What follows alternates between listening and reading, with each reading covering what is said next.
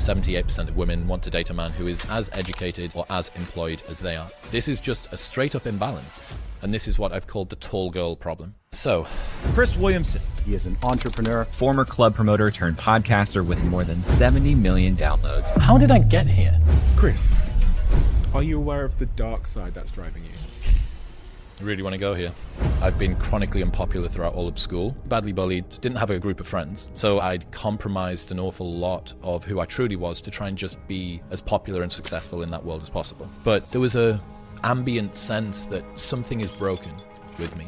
In a journal, I've got a couple of different entries and it just put, I think I'm lonely. 15% of men say that they have 0 close friends. Where did we go wrong? The world of social connection has been made less and less social. The single biggest predictor of your health outcomes in life are the number of close connections that you have. It's more than going to the gym, it's more than stopping drinking. People that are in relationships have better health outcomes. But 1 in 3 men between the ages of 18 and 30 hasn't had sex in the last year. 80% of men report not approaching a woman because they are scared of being seen as creepy. And by 2040, 45% of 25 to 45-year-old women will be single and childless. You can start to see how this imbalance could cause a problem. This is a very difficult conversation. The first thing that we need to do is... Before this episode starts, I have a small favor to ask from you. 2 months ago, 74% of people that watch this channel didn't subscribe. We're now down to 69%. My goal is 50%. So if you've ever liked any of the videos we've posted, if you like this channel, can you do me a quick favor and hit the subscribe button? It helps this channel more than you know, and the bigger the channel gets, as you've seen, the bigger the guests get. Thank you and enjoy this episode.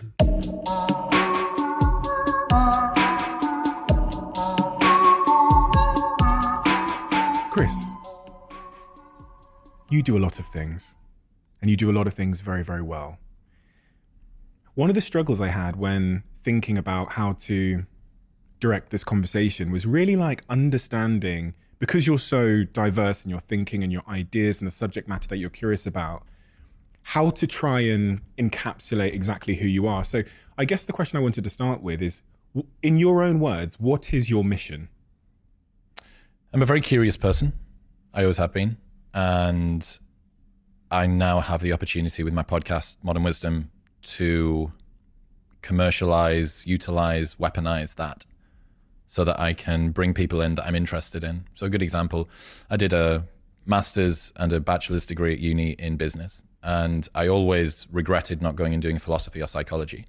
And in retrospect, it always made me resentful of uni a little bit because I'd spent all of this time learning stuff that didn't teach me anything about the business world. But then upon starting the podcast, what I realized was that I've been able to design my perfect university degree with the top lecturers on the planet. And I get to do it 3 times a week at the cadence that I want. And not only do I get the lecturers that I want, but I get to ask them about the specific area of their work that I want as well. So it's curiosity. The thing that drives me is curiosity. The reason that I do this is because I want to know about everything. I want to know about why the guy that was sat next to us at dinner last night decided to wear a suit with like Converse. Like, I want to know, like, what is it about that? So curiosity. That answer is focused on what you get from it, right? Is there sort of an external mission, something that it gives to the world that you're particularly, and something that provides you meaning by delivering it to the world? Is there an answer there too? Yeah. So toward the end of my 20s, I had a lot of the trappings of success that maybe society would tell you that you should have. So running this big nightlife events business, which I was very proud of and still am. But there was something missing, despite the fact that I had the blue tick on Twitter and the free charcoal toothpaste, and I'd been on Love Island and Take Me Out, and people knew my name, and I had, monetary success and status and stuff. But there was something missing. And I didn't really understand myself particularly well. And I think that that's a problem that a lot of people get to, especially guys toward the end of their 20s. They think all of the values that I have absorbed that are supposed to be the things that make me happy maybe don't fulfill me in the way that they were promised. And that required me to do some reflection. And I realized I actually didn't have very many opinions. What I'd been doing was I'd been playing a role as this big name on campus, party boy, club promoter, big dick around town guy. And I'd compromised an awful lot of who I truly was to try and just be as popular and successful in that world as possible, right? What that meant was I didn't really understand myself. I didn't really understand my mission or my purpose. And now looking back, I realized that all of the steps that I took to get from where I was to where I am now, which is still like an adult infant, but slightly less so, all of that, they are lessons that I can gift to other people that will help them to expedite success, avoid the pitfalls, do it in less time, with less loneliness, with less pain and suffering than I had to go through to achieve the same thing. And hopefully by speaking to people that changed my life, that gave me lessons, I can then pass those on to other people and get them from where I was to somewhere that's even better than where I am now. Okay, so take me back. What are the dominoes that fell, or the connecting dots that took you to that point where you were the party boy on campus that was on Take Me Out on TV and running club nights? Take me back to the start. What are the most important things I need to know about that early experience that took you to that moment? Arrive at university in Newcastle, and I've been chronically unpopular throughout all of school. Pretty badly bullied, pretty alone. I'm an only child, and just didn't have a squad, didn't have a group of friends, really. Was successful in sports and had a team, but didn't really have a tight group of friends. Got to college, and that was a little bit better, started to come out of my shell a little bit, but still not much. And then you get to uni, and the same as every school kid, you'd go home for summer and you'd be like, I'm going to reinvent myself and I'm going to be the cool kid. So I arrive at university, and that was a good intersection of a new opportunity to be a new person and also maybe a little bit more social ability. Start running a nightlife events business with the guy that I sit next to in my first ever seminar. After that, we get to the stage where that's very successful very quickly. I immediately tied a lot of my identity to the first thing I've ever been super successful in life, which is running a nightlife. I can get renown. I can have people that need me, which is not really the same as wanting me, but they need me, which is close enough. So I think, right, well, if I just throw all of myself into this business, then I'm going to be accepted by the world at large. And over the space of the next 10 years or so, that meant that I fully dedicated myself to that mission. And we were very, very good at it. We expanded from Newcastle to Manchester multiple nights per week across multiple cities. And then I did whatever it took to get more clout as well. So Take Me Out, then first season of Love Island, first person through the doors on Love Island. And I spent all of this time. And Love Island was an interesting reflection period because there was nowhere for me to hide. No distractions, no TV, no phone, no laptop, no friends, no books, no nothing, right? There's just you and this group of people. And the group of people that were in the Love Island villa were genuine versions of the person that I thought I was. I thought that I was this big name on campus party boy, and then I get deposited into this inescapable weapons grade bunker of those party boys and party girls. And I look around and go, I'm not supposed to be here. Something's off. Something's discordant. It's not working. And then I get out, and it wasn't like, and then the skies opened and I realized that my path was not to wear small swim shorts on TV. However, it did make me think. It was a very, I call it a fatal dose of contrast, that I was no longer able to hide that there is something a little bit off here. And that was a good time. Your Jordan Petersons, your Alain de Botton from the School of Life, your Sam Harris's, your Joe Rogans, all coming to the front. I start consuming their stuff, and it makes me think, wow, I actually, this speaks to me. It helps to educate me to be better and to understand myself. And that's kind of how I phased out, I suppose. When you talk about struggling in school socially, what was the reason for that? Have you ever sort of diagnosed why you didn't, quote unquote, fit in school?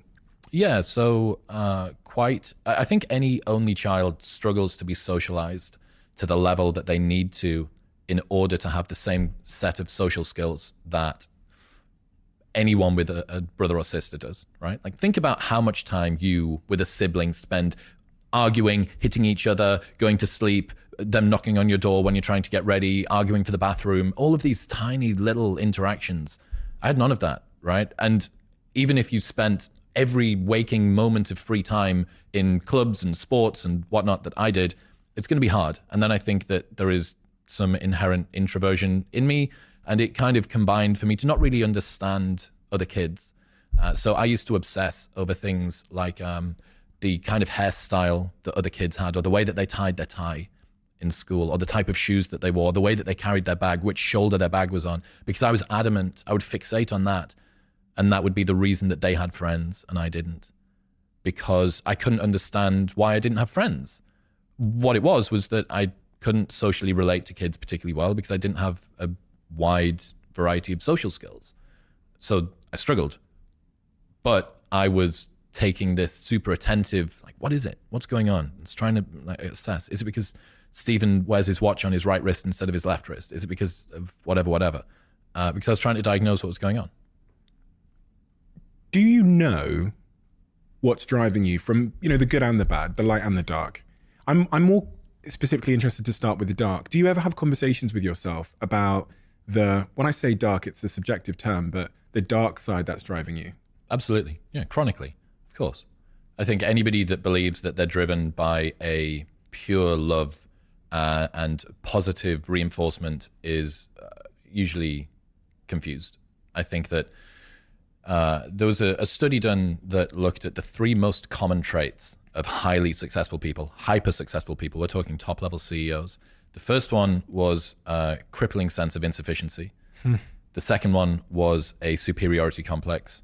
And the third one was an ability to have maniacal focus. So what you have, and it's this Peterson story, which you may be familiar with, they starve rats and put them into a tube. They attach a spring to the tail of the rat so that they can tell how much force they're pulling with. And that gives a proxy for desire, right? That's how much they want it. They waft the smell of cheese in from the front and the rat pulls toward the cheese. And you think, these rats are starving. They're going to be pulling very hard. Then they take the rats out and they do another iteration of the study. This time, they waft the smell of cheese in from the front and they waft the smell of a cat in from behind. The rats pull harder. What's the lesson? In life, not only do you need to run towards something that you want, but you need to run away from something that you fear. And I've spoken to 600 high performers on my show, right? I would say that on average, most of the people that are unbelievably good at anything that they do are driven by a fear of insufficiency, not by a perfectly balanced desire for success. And this tension between success and happiness, I think, is something that both me and you are quite interested in. So the reason it's interesting is a lot of the time we sacrifice the thing we want for the thing which is supposed to get it, right? So if in service of becoming happy, we sacrifice happiness to achieve success in the hopes that success will make us happy, if you created an equation of what's going on and you just removed success from both sides, what are you left with? Just happiness. Now, I'm not saying that you can recant all of your desires for status and accolade and striving and stuff. Like, you need to go out and do things. But I do think that a lot of the time we overcomplicate the world. And a lot of it is because when we're kids, our parents will reinforce our successes by praising us and will criticize us when we fail, which can metastasize as we grow up into being, I am only worthy of love and acceptance and admiration and praise if I win. It causes you to fear being a loser more than want to be a winner. And winning salves, it's like an anesthetic, right? That papers over fears of insufficiency. So yeah, I mean, when I was a club promoter, I knew that if I was stood on the front door of a nightclub, that people would need me. They want the VIP bands. They want to be in the place where the pretty girls are. They want to get in for cheaper or a free bottle of vodka, or they want to skip the queue or whatever. So they need me. And then when you roll it forward to the podcast, I have to be very careful that I don't just transmute that same energy into, instead of gifting people entry into nightclubs, now I'm gifting them insights that I've learned, concepts from some interesting person that's going to improve their life as we sit around a dinner table or as we go out for a lunch or whatever. I have to be careful that that's not the case. And for the people that maybe resonate with this fear of insufficiency and this requirement to offer the world something in order for the world to feel like they're worthy, it is possible to deprogram it. It is possible to tune that volume down. But one of the things that you're going to pay a price with is your drive, because the rat that is running away from something that it fears will pull harder than the rat that's just running towards something that it wants. The traits of super competitive people don't just include the superiority complex, but the crippling anxiety about being a failure.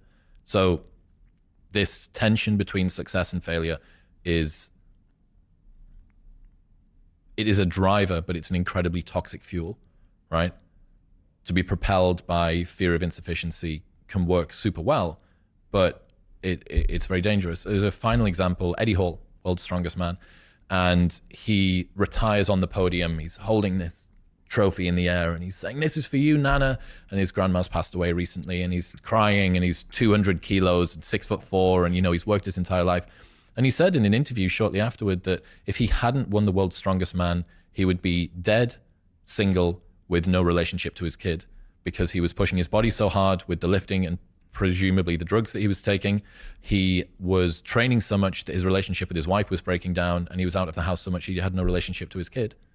Jason Pargin says, accept that all of your heroes are full of shit. Your heroes aren't gods. They're just regular people who got particularly good at one thing by sacrificing literally everything else. That's the price that you pay for success, and most people wouldn't pay it.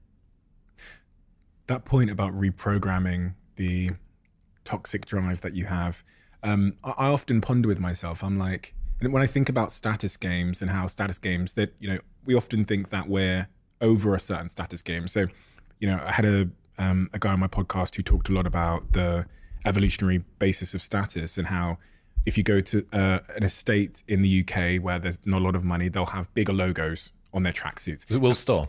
Will Storr. Great guy.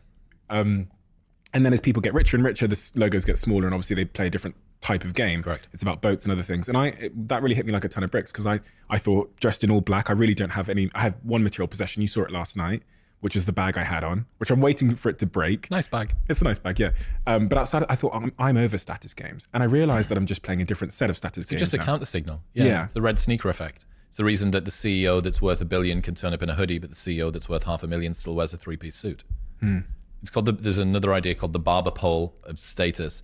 So you can imagine that people who are at the absolute top in terms of status, they need to make sure that the people below them can't be confused for them, but they can counter signal by having so you look at the vagabond style of flares and hoodie, even essentials, Yeezy, Yeezy stuff, it's almost like hobo chic. Why? Well, it's because I am so cool and so trendy that I can counter signal off the top. So everyone is playing a status game.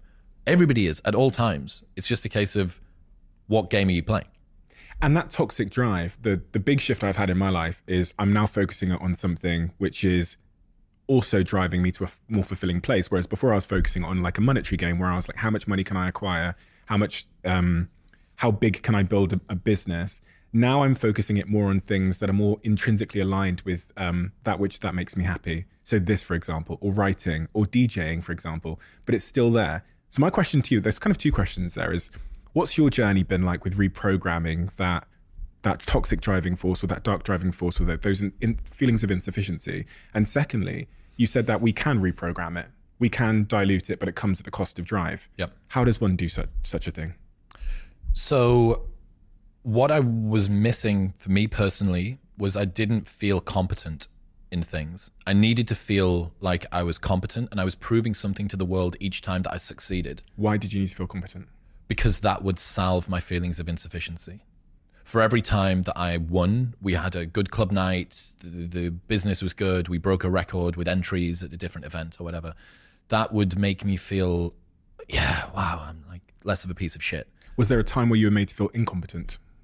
I think just chronically through my childhood of not being super accepted, there was a ambient sense that something is broken with me. Something is wrong, because if there wasn't something wrong, I would have friends. Okay. People would want me, right? I think that was just a relatively logical if this then that statement that came out of it. And when it comes to changing that, Alex Hormozy, who you had on the show recently, has this great quote where he says, "You don't become confident by shouting affirmations in the mirror, but by having a stack of undeniable proof that you are who you say you are. Outwork your self-doubt." And it wasn't until I had a project where I could no longer deny that my efforts were bearing fruits and that I was becoming competent at something. It was a crushing amount of volume and incontrovertible evidence that smashed my imposter syndrome into the ground. Did it? Yeah. Do the games because now you're in a different league category, right? Yeah, but I feel like I'm supposed to be here. I feel like I deserve to be here. Often my guests talk about like that voice in their head which whispers to them, words of self-doubt. And it seems to me like I'd say 95% of them haven't managed to shake that in some form. It still shows up at some time in some place. Well, it's still there, but it's a lot quieter. A lot quieter. And you have to accept after a while that if you continue to disprove your imposter syndrome in the real world, every single time that you're faced with a challenge, you succeed, despite the fact that you were adamant that you were going to fail or you had fears of insufficiency or all the rest of it. After a while, you have to accept that it has nothing to do with your competence and everything to do with your addiction to feeling like an imposter. You are delusional about your competence in reverse. Every single time that you are faced with a challenge, you succeed. Every single time you are faced with a future challenge, you believe that you're going to fail. It's got nothing to do with your competence. So Rogan calls it building a mountain with layers of paint, right? Incredibly thin each time. But after 600 episodes or however many $1 million of revenue or whatever, you go, ugh, maybe there's something to this. You know, maybe I'm not a totally worthless piece of shit. On that point of how it diminishes one's drive, have you seen a diminishment in your drive then as your feelings of sufficiency have improved? No, because I have changed what is driving me to something which is much more aligned with who I am. So the curiosity for me is crippling, and I want to know about everything, which my desire to learn things is so much stronger than any fear of insufficiency or desire for success was ever going to be, right?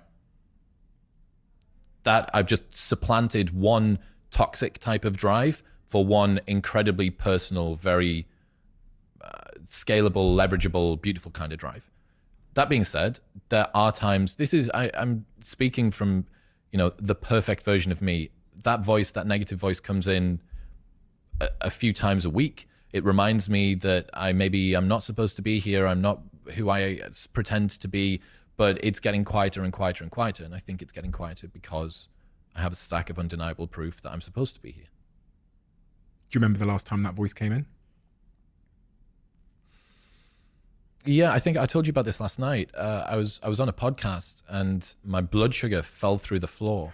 And what it showed me was that under times of extreme stress, we revert back to a voice from somewhere in our past. I don't know who it was. I don't know whether it was an angry parent or a teacher that was annoyed at me or whatever.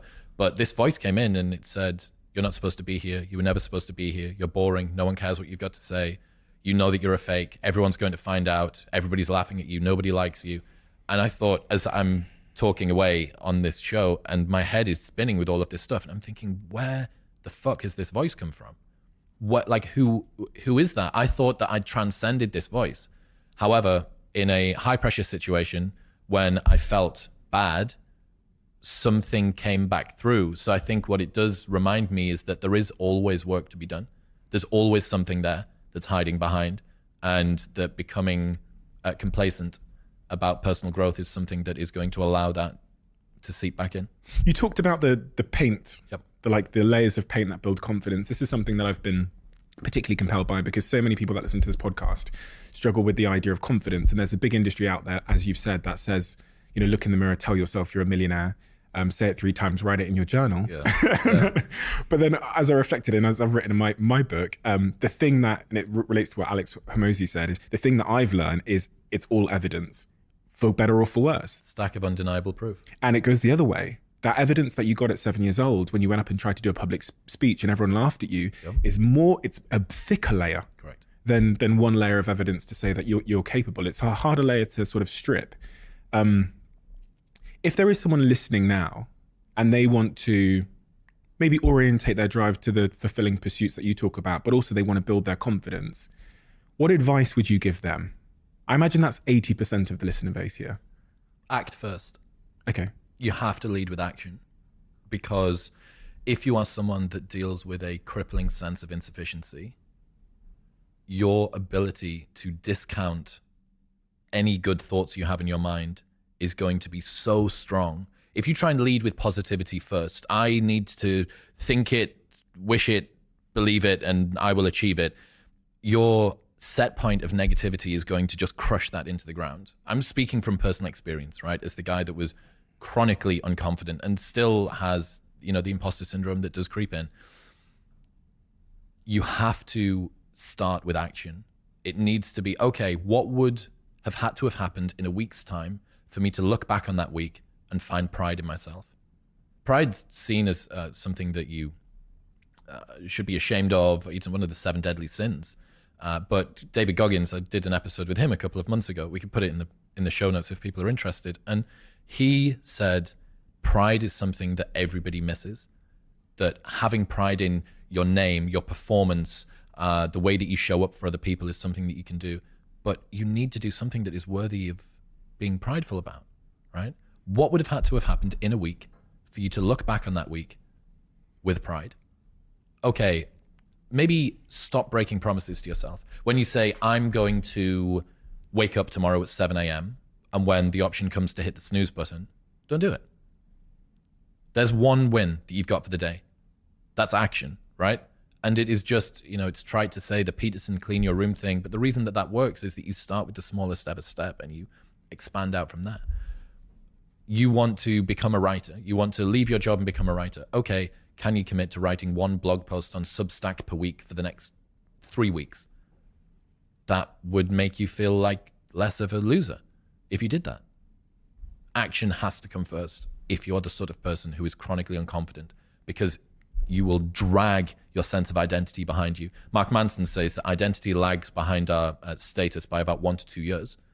So for both me and you, in 2 years' time, we'll go, I understand why I was in LA that day, and look back. Start with action and make small promises to yourself that you don't break. If you had a friend and every single time that you and your friend decided that you were going to go out for dinner, that friend either showed up 2 hours late or didn't show up at all, you would stop trusting that person. That is the relationship that you have with yourself. You need to be able to trust your own word. And a lot of us don't, because life is very convenient and it is easy for people to not stick to the promises that they set themselves, because our ability to be idealistic is always going to outstrip reality's ability to deliver that to us. As soon as you posit an ideal, you then begin to compare yourself to that ideal. And true hell is when the person that you are meets the person that you could have been. Sometimes I ponder how, you've probably seen this in your own life, I'm sure you have, where you'll have a friend in your life. I've got a couple of friends back home who I've tried to help in some way, maybe give some advice when they're struggling in their hardest times, and the advice has been ineffective. And then you've got another friend who will just need one idea. They'll be listening to your podcast and one idea will be the seed that changes their life. I often think that I overestimate the power of words, because everything you've said there makes perfect sense. Mm-hmm. But we both know that 95%, maybe more, of people that have just received that, it will not convert into any kind of behavior. Habits are hard to break, man. And the habit of not doing things is unbelievably difficult to get past. It's one of the problems with anyone that listens to your show or my show. You will love being cerebral, right? You will love the idea that I can use cognitive horsepower to just get myself out of problems. And there is a case of learning as masturbation, right? And believing that learning about something is the same as enacting it, and it's not.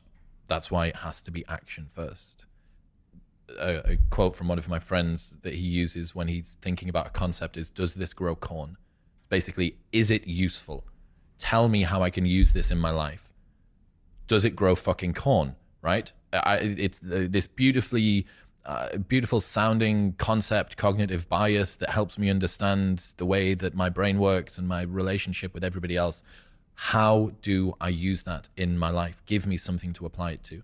And that's why with the confidence thing, choose promises that you will never break to yourself. I'm going to get up on time for the next month. I'm not going to hit the snooze button. If you do that and you look back in a month and you go, oh my God, that's the first time I've done that in forever, maybe. That's a big win. And you can do the James Clear thing. We'll write it on a board. We'll track it, what gets measured, et cetera, et cetera. But the main thing is just keep promises to yourself. And that is a good way to go from, here is an insight I learned about, I want to do breathwork, cold plunge, go to the gym, fast until 12 midday, get up on time, sunlight in the eyes, and then whatever it is, right, that you want to do, turn it into a promise. Don't break the promise. One of the really important things you said there was about the size of that first step. I was reflecting there on the way that video games are designed to make sure that every subsequent level is not too intimidating that you lose motivation, but it's not too small that you lose motivation as well. You can lose motivation on both ways.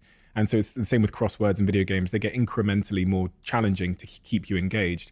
The size of that first step is I think, a central point there, because when people listen to podcasts with people like me and you or Andrew Huberman, and they hear that they've got to maybe get up at this time, go outside, gaze, earth, like put their feet on the ground, cold plunge, da-da-da-da.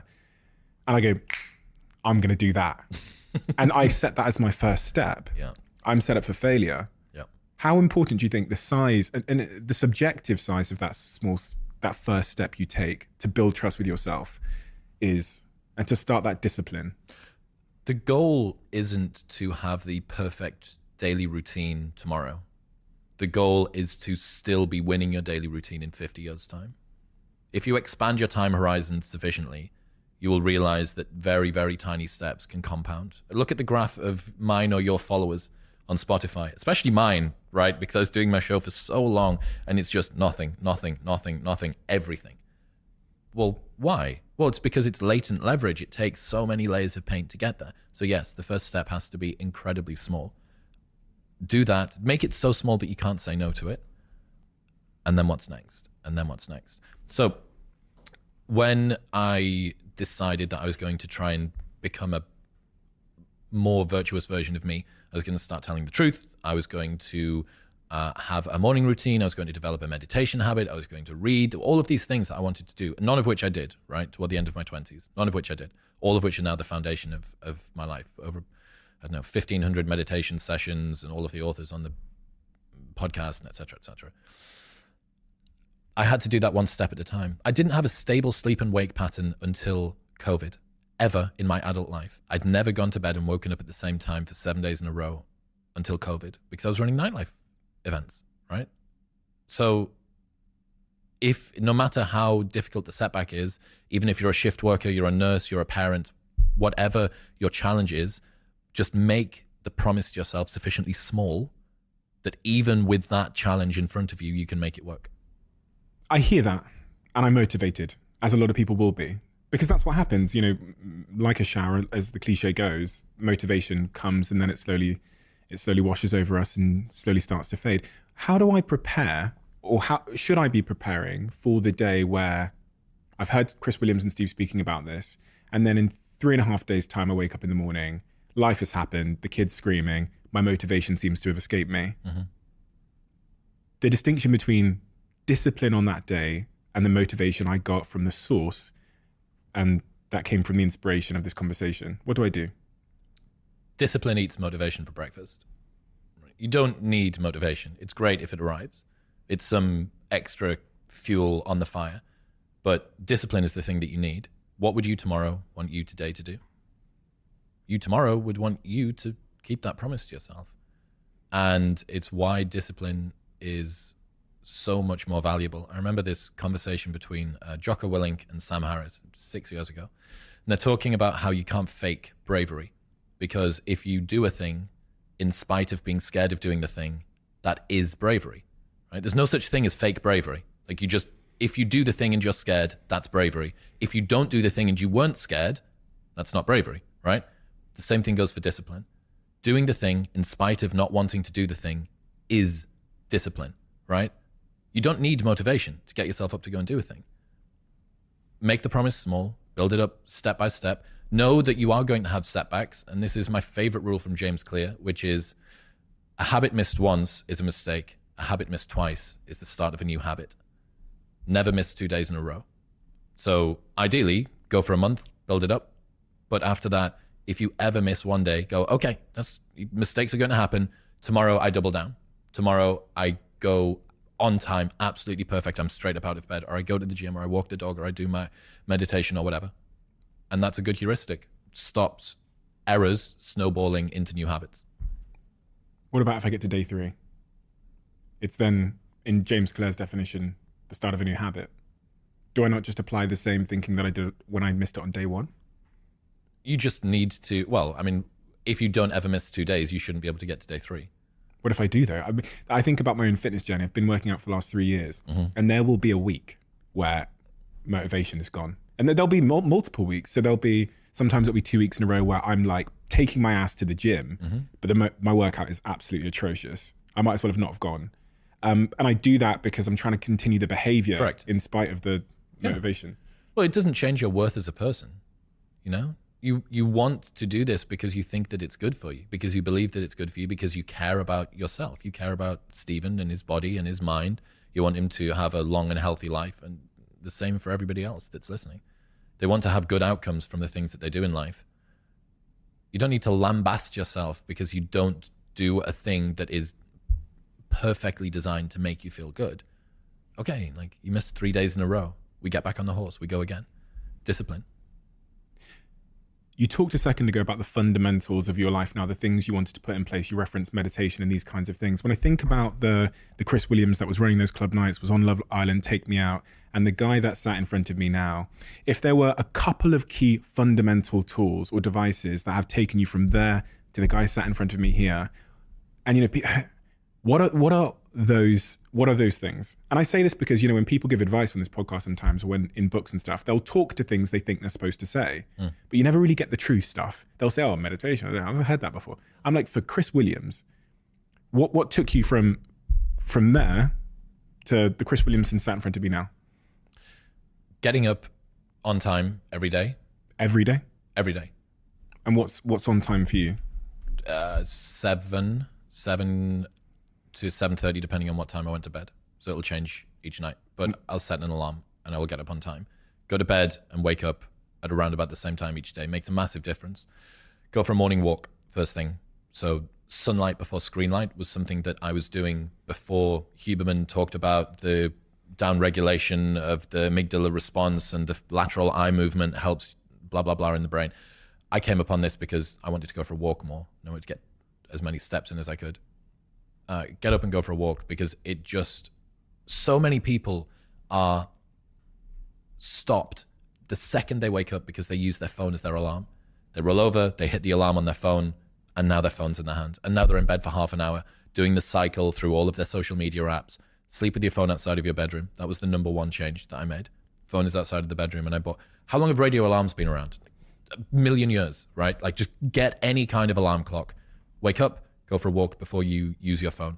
That will change so many of the problems that people encounter, because the addiction to technology is primary, I think, to a lot of people's challenges in their day. Meditation has been interesting for me. It's definitely helped me to be calmer, to be more peaceful. It's not an insane performance enhancer. The breath work as well, I really enjoy doing that. It's not an insane performance enhancer. Reading, I would say some form of content absorption that could come from reading articles, reading books, listening to podcasts, listening to audiobooks. Something that pushes your understanding is very important. And for me, that's moved. It was books a while ago. Now it's more Substack articles that I read on my Kindle. For a long time, it's always been podcasts. Sometimes it's audiobooks, sometimes it's not. What about content creation, the other side of that coin, and the obligation to create? What impact has that had on your life? It's everything, because by having to talk about the things that I learn, it forces me to learn them, right? Until you can explain something to somebody else, you don't really understand it. So, okay, prove to me that you understand it by telling me about it. Well, I can't. Okay, well, you don't understand it then. So this is one of the reasons I suggest to people that they should do a fake podcast with a friend for 30 minutes every week. Phones are outside of the room. Put one phone face down on the table, press the record button, and just have a conversation and pretend that people are watching. Welcome back to the show. Stephen, today we're going to talk about the UFC or Tommy Fury and Jake Paul. Who do you think is going to win? And it forces you to be rigorous and precise and consistent with the things that you believe. And it is a forcing function that synthesizes the things that you're doing. Other people might prefer to write or draw. One of the advantages of doing it for an audience is that you actually feel like someone's keeping you accountable, right? If it's just, I'm going to draw a drawing every week for my own pleasure, as opposed to I'm going to draw a drawing every week and post it on my Instagram, or I'm going to write a Substack article. I mean, I have a posting cadence on the show Monday, Thursday, Saturday. And if it wasn't for the fact that I know if I don't post on those days, the audience is going to be like, hang on a second, mate, like it's Monday. Where's the podcast episode? it would be a lot less motivating for me to do it. I'm driven by that. So I think that absolutely creating some kind of content, whether it be just for you or whether it be to put out into the world and to build a platform with, is a good start. The most important thing I think in hindsight that I've gained from content creation is in fact like honing my skill of sales, because you're forced in this medium to make your ideas as concise as you possibly can and say them in a way which is engaging. And I reflect over the last 10 years or so of making content and recording videos and go, man, the impact it's had on my business, my ability to pitch and sell. But even if you're a guy and you're looking to pick someone up in a bar, man or a woman, it's profound to me the impact that the obligation to create content specifically on video in speaking form has had on all facets of my life. And I just don't feel like there's enough of a charge to both introspect, but then the obligation to create. I think it's life-changing. There's a interesting quote from Ludwig Wittgenstein, and he says, "The limits of my language mean the limits of my world." So you could see a richer vocabulary means a richer life. If you take the fact that you have ideas in your head, they're these sort of wishy-washy, ephemeral notion. It's like a smell, right? An idea is kind of like a smell. It's just an amorphous blob of a thing. And you go, oh, yeah, I feel like this. I feel like this is an idea.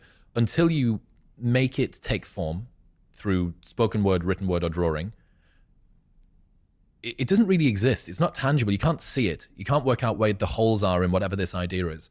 So what that means is that, first off, the more words that you have in your arsenal, the more precisely you can describe the thing which is in your head. The more frictionlessly you can take ideas from your brain to your mouth, your fingertips, or the end of a pencil, the more accurately you're going to be able to put that out into the world, which means that when you need to turn it over and assess it and look at it, you go, oh my God, I thought that I knew this inside out, and there's this big gaping hole here.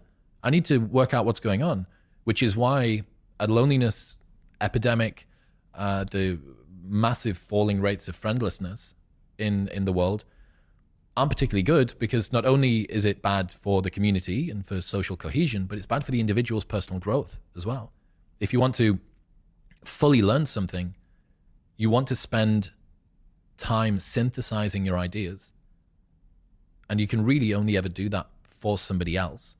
Again, you can write the journal to you, for you, but it's never going to be as disciplined or as consistent as if you're writing it for an audience, even if the audience is only 5 people or only your friends. And you spoke to something which is, because you were outside of the social circle when you were young, you were able to, I guess, vicariously see the impact that small things had, which made you kind of socially attuned. Talking then about the loneliness epidemic. Is it an epidemic? How bad is it? Is it something that you believe society should be paying more attention to? I sat here with Simon Sinek the other day, and he disclosed to me that he was going through a real struggle with loneliness at the moment. And it was somewhat surprising. It was somewhat surprising because, again, in a very naive way, Simon Sinek is someone of great success. He's got a career most people would die for. He's a man of, that's greatly admired. He goes on stages and thousands of people roar his name. But then on a personal level, he's lonely. And one of the things he said to me was, there's a real difference between being alone and being lonely. Can you see the distinction between the two? Yeah, I mean, solitude is something that many of us enjoy. I know that me and you both enjoy it, right? Loneliness isn't. I used to write, I've got in a journal that I used to keep in my phone, a couple of different entries from my mid-20s, and it just put, I think I'm lonely. Yeah, because I couldn't work out what was going on. I had a sense that there was maybe something that was a little bit wrong. I think I'm lonely. When it comes to the loneliness epidemic, in 1990, the number of men who said that they had 6 or more close friends was around about 55%. In 2020, that dropped to 21%. It's less than halved, right? 21% of men say that they have less than 6 close friends. The number of men who say that they have 0 close friends has increased by 5-fold from 1990, and it's now at 15%. 15% of men say that they have 0 close friends. I don't know the stats for women. It seems like women are able to hold on to social groups a little bit more effectively than men are. The loneliness epidemic does seem to be hitting men a little bit more hard. I'm compelled by your diary entry. 'Cause I think it's really important to understand that the loneliness epidemic is not just a social phenomenon. It's a I'm compelled by your diary entry. before we get into the stats and the causation, you wrote in your diary in your mid-20s, I think I'm lonely. Yep. It's funny because I reflect on my early 20s, between 20 and 25, and I was definitely lonely, but had no idea until later. That was why I only thought that I was lonely. You know, I was like, what is it? What were we just saying? It's a notion. It's a smell. Someone shouted it from the other room. Fucking, what is that? Do you know I think I'm lonely. No one's described it. I didn't have a description of it. So I had this sort of innate, this feeling inside my being, but no one had put a word to it before or told me what the job description of someone that's lonely looks like. So it was a signal like something's not right, but I don't know what it is. Yep. And I only learned when I was not lonely, when I felt a real sense of connection, what I was missing. Oh shit, that's not what life's supposed to be like. So tell me about you. What had caused that? What factors had come together to put you in a situation where you were lonely? I've met about 1 million people in my life, and I only had a handful of friends. That made me think my exposure to friend conversion seems to be off. There is something not right here. And this was largely due to the fact that I was playing a role as this big name on campus party boy. And quite rightly, who was I going to resonate with when I wasn't being me? They were going to, at best, become friends with a projection of what I thought they wanted me to be. Right? So this was almost exclusively on myself. But also I was struggling a little bit in the industry to find I can't have a conversation about the deeper sense of human nature or the existential pain of being alive or status from Will Storr, his brand new book, when someone's desperately trying to get a VIP wristband off me so that they can go and see the hot girls downstairs. It's not quite the right environment for that. But again, largely this was due to the fact that I wasn't being sufficiently confident that other people would be interested in what I was interested in. And yeah, I mean, you can have all of the success in the world. You can be surrounded by people and yet feel alone in a crowd and hollow in victory. Because if you're only playing a role, anything that you do, any love that people give to you won't feel like it hits you existentially. You'll feel praise, but you won't feel love because they're not in love with you. They're just applauding the role that you're playing. Does that make sense? Makes perfect sense. Makes perfect sense. It's such an apt description. It really brings in this idea of what the person is connecting to matters the most. I.e., if they're connecting to the image that I've created, which is inauthentic to myself, I'm never going to receive that connection. The only way to cure my loneliness is to show up as myself and to build connection on that basis, which is, again, makes a ton of sense to me because I was a young CEO who had hundreds of employees.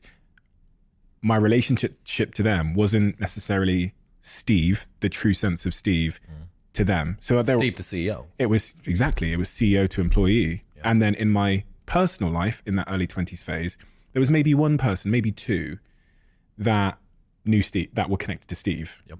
But even maybe one actually, which is super interesting because it also talks to Simon Sinek's thing where I go, well, this guy's amazing, but how many people are connected to the true Simon, the guy behind the books, the guy behind the admiration? That study you referenced a second ago about men getting increasingly lonelier, I think I read the same thing. The thing I read was about the amount of people we have to turn to in a time of crisis and how that's decayed over the last couple of decades. Why is that happening? What is happening in culture and society that's causing us to become more and more disconnected in terms of proximity, but also in sense of sort of psychological connection? What is going on? It's a good question. I don't think that there's a single answer to this. Social media probably has a lot to answer for. What's happened now is the world of social connection has been made less and less social, right? You're more connected than ever before, but more atomized than ever before as well. I think that there are some really worrying trends in rising rates of social anxiety that are mostly downstream from people not spending enough time being social. If you look at the average amount of hours that kids would have played outside versus the average amount of hours that kids are spending watching television on social media and playing video games now, you are basically creating an army of young Chris's, right, that were socially uneducated in that regard. Downstream does turn into adults that similarly they haven't got the habits of going out and being social, which means that they don't develop the skills to connect to people, to be able to make friends. And that causes loneliness. Like that's, I think, a large portion of what we're talking about. What about the like optimization of our lives and the way that we've built cities and the way that we're, you know, when I say optimization of our lives, I mean like if we order food, Convenience. it's a screen. I mean, this is just, If we date, it's a screen. If we connect to my mother or my sister in Australia, it's a screen. yeah. Well, the problem is that what is convenient or enjoyable is not always what's good for you, right? Ice cream for dinner every single night for the 2-year-old is both convenient and enjoyable, but probably not good for it. The issue is that we are all our own parents when it comes to our social media and social interaction lives. The pain of rejection, whether that be from a potential friend, a potential partner, or a job offer, a business, whatever, it is painful. And we have done incredible things to try and nerf the world, right? To wrap it in cotton wool so that the pain of rejection is removed as much as possible. This is why online dating is so successful. Because the pain of rejection, you don't know the people that swiped left on you. You only know the people that swiped right. That's taken the pain of rejection of dating away, right? What do you think of dating apps? Do you think they're net positive or net negative for the world? You really want to go here? Of course I want to go. Okay. I think that dating apps are a perfect example of something which is both convenient and enjoyable, but not good for you. They have certainly opened up more opportunities for people to meet potential partners. And yet, we are in a world with the highest rates of sexlessness ever amongst young people. 1 in 3 men between the ages of 18 and 30 hasn't had sex in the last year. That tripled from 8% to 28% from 2008 to 2018. 50% of men say that they are not looking for a committed relationship. That's down from 61% of men saying that they were. Only half of men between the ages of 18 and 30 are looking for a relationship. You go, okay, well, if the promises of easy access online dating were so true, how is it that we've ended up with a world where people are having less sex than ever? That sexlessness has also increased for women too. But for men, it's increased more, and they were starting at a higher baseline as well. 50.1% of women, for the first time in history, are mothers. There are more childless women at 30 than there are women with children, right? So for almost all of human history, more women had kids under the age of 30 than over, and now it's switched. There's a study from Morgan Stanley that says by 2040, 45% of 25 to 45-year-old women will be single and childless. If online dating was creating this perfect facilitation for relationships to start, how are we ending up with all of these outcomes?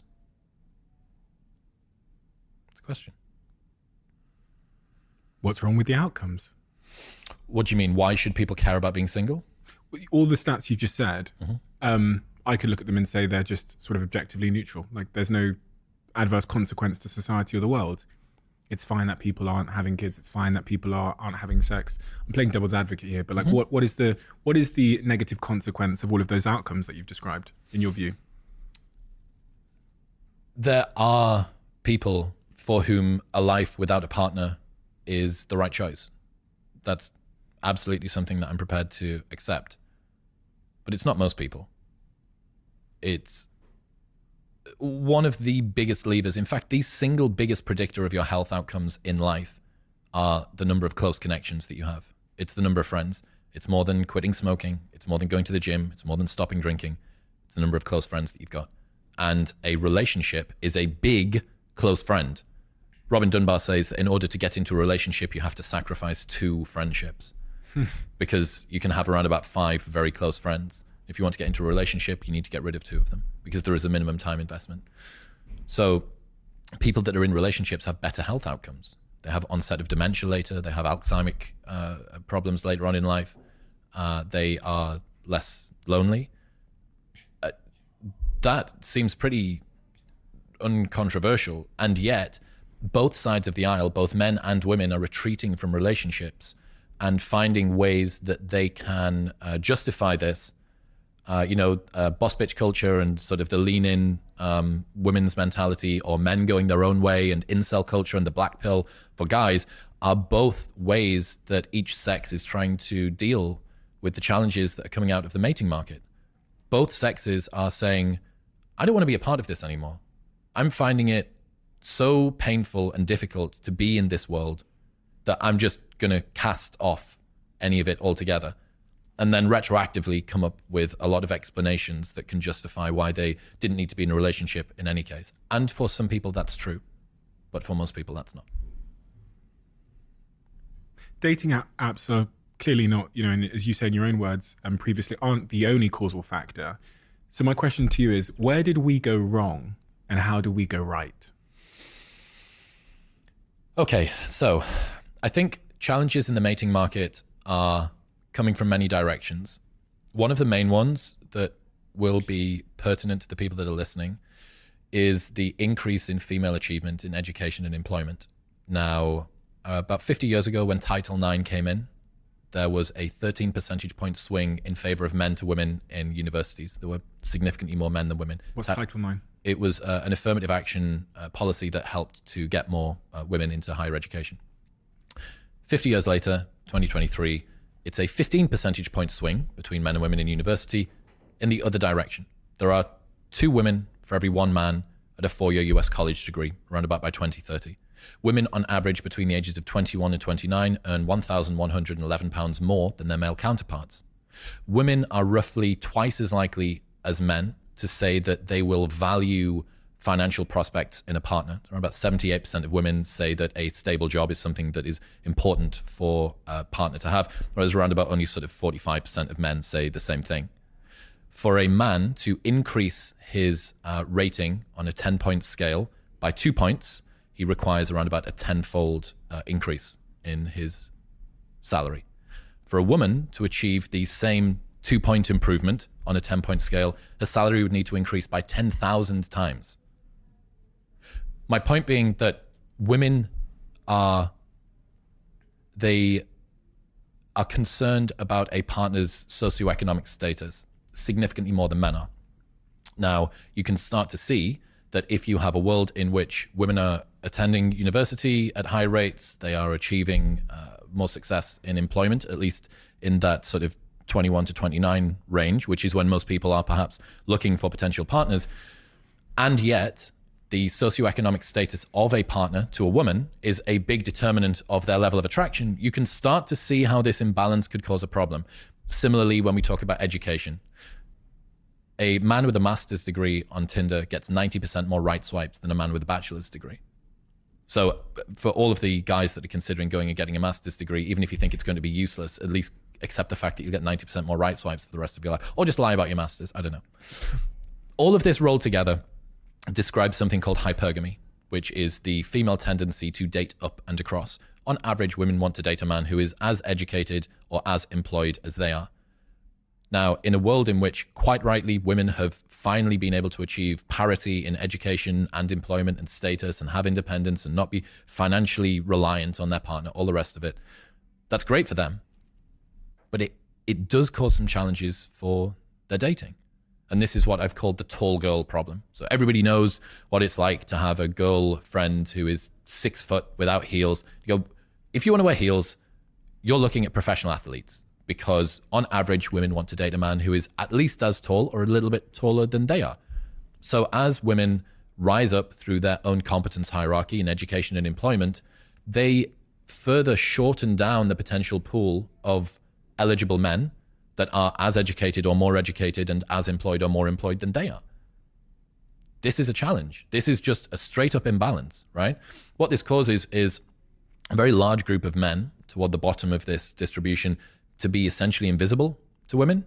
It causes a very large number of women, an increasing cohort, to compete for an increasingly small group of turbo-chad super performers at the top. These guys, the super high value guys, have a wealth of options, so they are commitment averse. Why would they decide to sit down with one girl for the rest of time when they have this wealth of options, which can cause them to use and discard many of these women, which then causes most of these women to resent men overall. And then the guys that were forgotten at the bottom that say, well, hang on a second, I didn't use and discard you. I haven't even been seen by you. No, all men are whatever it might be, right? That they are users and abusers, that we don't need them, that we're all of the good men at, etc., etc. There's a big group of men that feel like they are good men that are invisible. There's a big portion of women who have finally managed to achieve educational and employment independence that are chasing after a smaller group of guys. These guys are commitment averse. I don't think it's necessarily good for them either. It's the child with the ice cream, right? Like guys being able to keep it in their pants when there's a lot of options on the table is going to be difficult for them too. This is one of the main drivers. This tall girl problem is a massive change, I think, in the dating dynamics. It obviously begs a question, Chris, which is, if everything you've said is objectively correct and spot on and supported by the data, then how does, if I make Chris Williamson the prime minister or president of the world and I say your first job is to fix this challenge, what do you do? The first thing that you don't do is roll back women's education and employment. And this is one of the problems with this discussion, right? The things that I've just said there are borne out in Pew Research data, Morgan Stanley results. Like, these are incontrovertible facts, right? They are there. And any girl that is listening who earns more than £50,000 a year and has got a master's or above level education and is toward their late 30s or in the toward their late 20s or in their 30s knows this problem. You know the fact that you are struggling to find a man that you feel is eligible for you, right? That needs to be out there. The problem that happens around this discourse is that it posits men and women as adversaries and competitors of each other, right? As enemies. This means that worthwhile compassion, which is needed to both women and men. If you're a woman who has gone through your education, you've dedicated yourself to achieving a degree, you know, your mother's generation wasn't able to achieve this, and you're the first person that's maybe gone to uni or got a bachelor's or got a master's or got a PhD, and then you spend some time in a career grinding away and you're now on 150 grand a year, and you think, right, I'm 31, I'd love to settle down, this would be amazing for me. Where are all of the men at? Hang on a second. And what you realize is that not only now are you competing with all of the other increasing cohort of women that are high achievers with status, employment, and education, but you're also competing with a 21-year-old barista who still lives at home with her parents for this small cohort of guys. That requires sympathy for women, okay? That is not a good position for women to be in. At the same time, this huge cohort of sexless men, 30% of men haven't had sex in the last year. 50% of men say that they are not looking for a relationship. You are a man. You have been through your 20s. You know the power of the male sex drive between the ages of 18 and 30. Can you imagine getting yourself into a situation where you say, I'm not bothered about pursuing women? That is an unbelievably extreme statement for men to make. And they're self-identifying as this in Pew Research data. This isn't on incel forums. This is Pew Research. 50% of men aren't looking for a relationship. When they say aren't looking for a relationship, do they mean I'm not looking for a woman or I'm not looking for commitment? Not actively pursuing any kind of interaction with women. Oh, shit. Casual included. What? 50%. Here's the point, right? You asked about solutions. The first thing that we need to do is turn down the volume of adversarial nature between these two. Anybody that listens to those two stories, right, the plight of men and the plight of women in the modern dating world, and doesn't see it as, wow, that's fucked. That really, really sucks for both sexes. Men have it worse in some ways, women have it worse in different ways, right? This isn't a competition of like, oh, let's wave the flag of who's actually accumulated more victimhood points. The first thing that needs to happen before anything is the volume of the conversation needs to be turned down. We need to see the challenges that are faced by both sexes. The second thing that needs to be put out front is that there needs to be a way to raise men up without bringing women down, because it is very easy for you to say, okay, so women are out achieving men in education and employment. Let's just put the reins on them and then everything's going to be brought back. You go, look, I am not trying to row back any of the gains that have been made by women over the last 50 years. But you do want to have eligible male partners, right? If the thermodynamics of attraction include the fact that women tend to want to date across and up in terms of status, employment, and education, you need to do something, right? Some of the things that you could look at doing in terms of solutions would be redshirting boys, so starting boys in school 1 year later. This is something that was put forward by Richard Reeves. The reason for this is that boys tend to mature less quickly than girls. If you were to start boys 1 year later in school, it would mean that they would be more effective at their age. They would be more mature mentally. That's one start. Another one that I think is probably more controversial, but would make a big impact, would be to stop derogating motherhood, right? To start pedestalizing motherhood again. There is a huge movement in certain corners of women's advice that any woman who decides to become a mother is essentially a second-class citizen. I don't think that that's true. I don't think that a woman that chooses to become a mother is a second-class citizen. But women often fear becoming just a mother, right? Or just a wife, or at worst, a domestic prostitute. And they flee from this specter of family life into the open arms of a corporate employer. And laughably, we call this process freedom. How can it be that the thing that most of us are grateful for, a great mother in our life, has now been derogated as some sort of it's like somebody's been rubed into a role that the patriarchy always wanted them to do, right? There was an article a little while ago that said maternal instinct is a myth. That basically the only reason that maternal instinct exists is because the patriarchy has convinced women that they're actually supposed to like kids. It's like, I can't even begin to explain how ridiculous that is if you look at all of the sex differences in terms of the way that humans work. Pedestalizing motherhood would make women fear being a mother less. It would make it an aspirational goal for them to pursue. One of the scariest stats that I learned was from a guy called Stephen Shaw. He did a documentary called Birth Gap. And in it, he talks about this declining birth rate. A meta-analysis by Professor Rinska Kaiser says that 80% of women who aren't mothers after their fertility window closes didn't intend to not be mothers. It's involuntary childlessness.